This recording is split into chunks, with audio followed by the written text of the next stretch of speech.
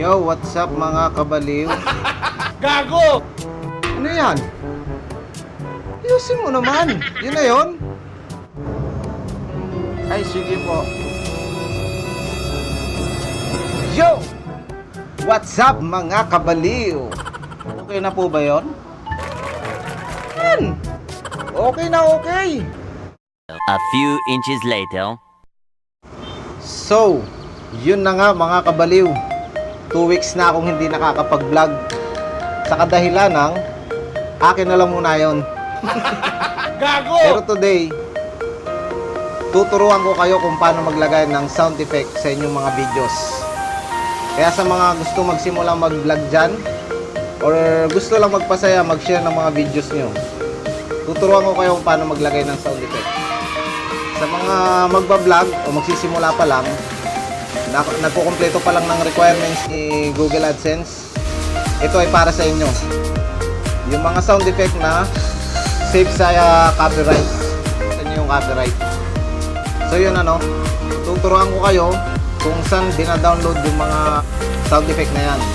Kahit anong sound effect ang gusto nyo. Yung funny, angry, or mga suspense na sound effect. Tuturo ko sa inyo kung paano. Napakadali lang. Pero bago yan mga kabaliw, ikaw kung bago ka lang sa channel ko, by the way, ako nga pala si JB Kabaliw. Kung bago ka lang sa channel ko, huwag kang mahiya mag-subscribe. Free lang yan. Pindutin mo lang yung subscribe button, tsaka yung katabi niyang notification bell. Pindutin mo na rin yan para ma-notify ka sa susunod kong videos. So mga kabaliw, tara! Let's do this!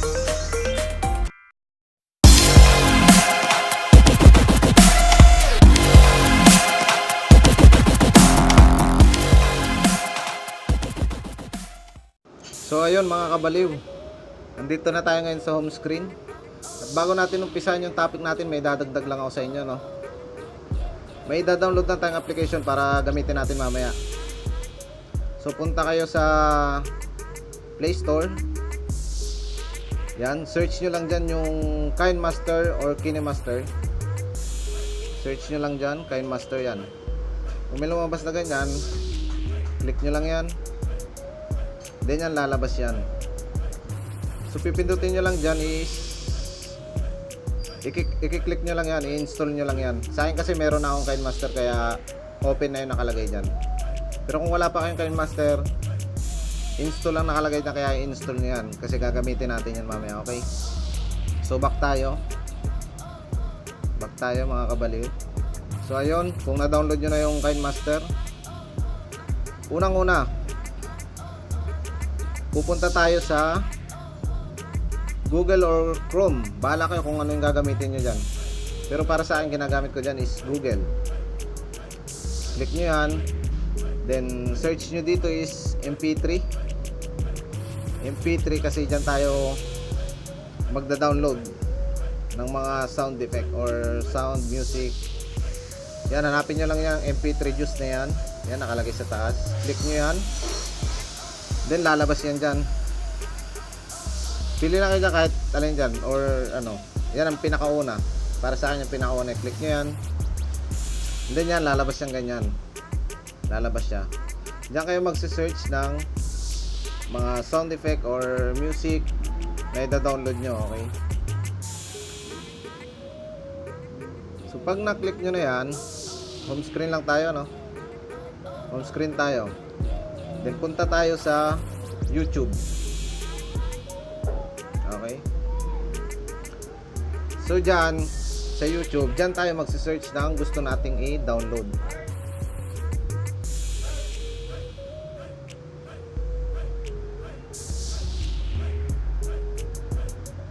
Yan, search lang tayo dyan. For example, funny sound effect. For example, funny sound effect. Ayan. So yan, lalabas dyan mga funny sound effect na gagamitin natin sa ating mga videos. So sa mga magba-vlog o mag-umpisa pa lang mag-vlog, iba yung way na gagawin natin, okay? Kasi itong mga videos nito hindi safe lahat. So may tinatawag dyan na copyright. So pag napag-download kayo ng mga sound effect dyan na may copyright, so yun, mare-report yung channel nyo. So kung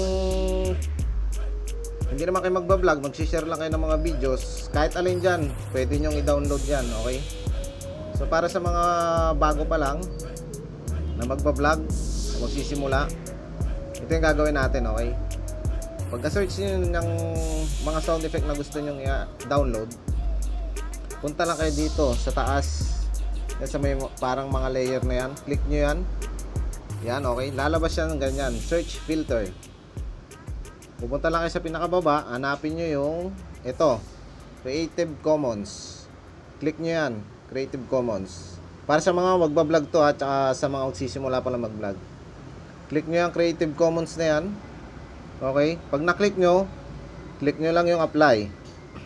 So yan, yung mga lalabas na sound effect dyan is safe na for copyright. So for example, ito, click nyo tong funny sound effect, or hindi yan, ito na lang isa, blooper beep. Click nyo yan. Okay, kung na-click nyo yan, pindutin nyo lang itong share. Yan, nakalagay na share na yan. Pindutin nyo yan. Pag napindot nyo, copy link. Okay, so naka-copy link na tayo, home screen tayo. Balik tayo kay Google or Chrome, kung ano man yung ginamit nyo. Balik lang tayo doon. And then long press nyo lang to, yung i-click nyo lang yung ano na yan, long press nyo lang, then i-paste nyo dyan yung kinapilink nyo kanina sa YouTube. Okay, so nakalagay na siya dyan. Click nyo lang tong search, and then ayun, lalabas siya. Yan, may nakalagay siya dyang download, save to cloud, share on Facebook. So download tayo kasi gagamitin natin siya sa ating mga videos. Click nyo lang yung download, then waiting. So ayun, okay na siya. So back lang tayo. Lumabas na naman to.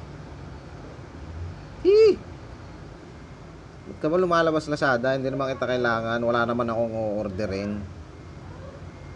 So yun, back lang tayo. Yes, exit. Back nyo lang yun dun.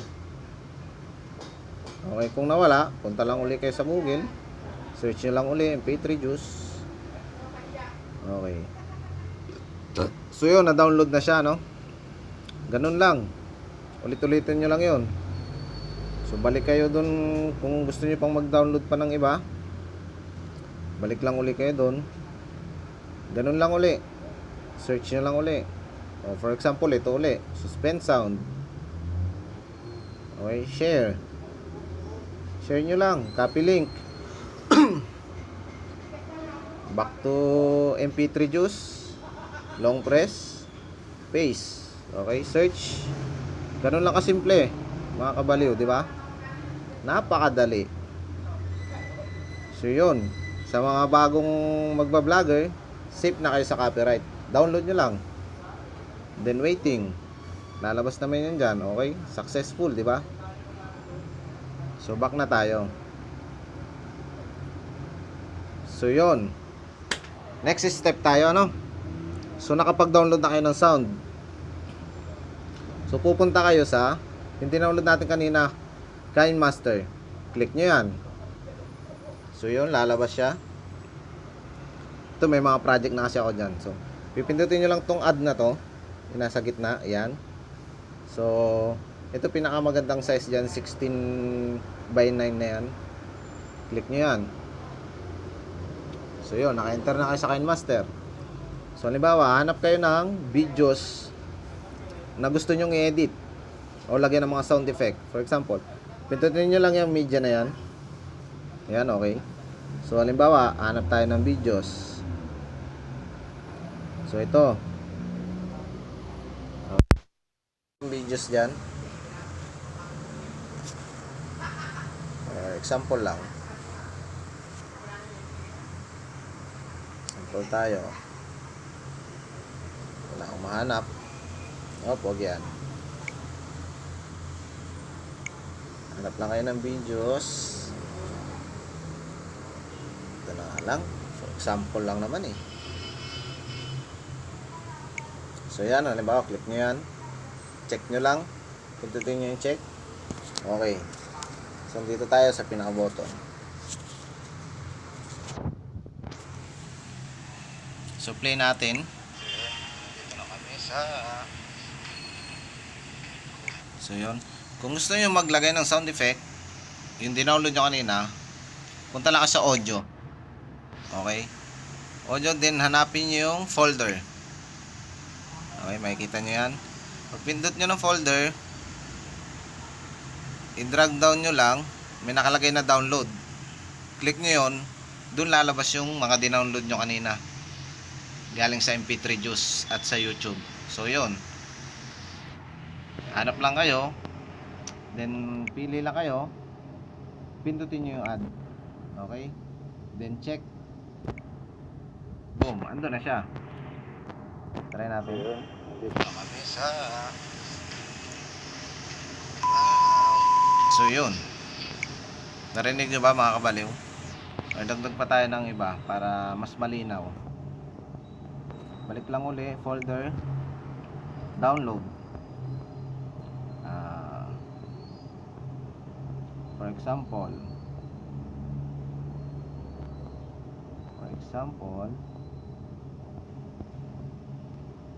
eto. Okay. Click nyo lang yung add, then check. Okay. Play.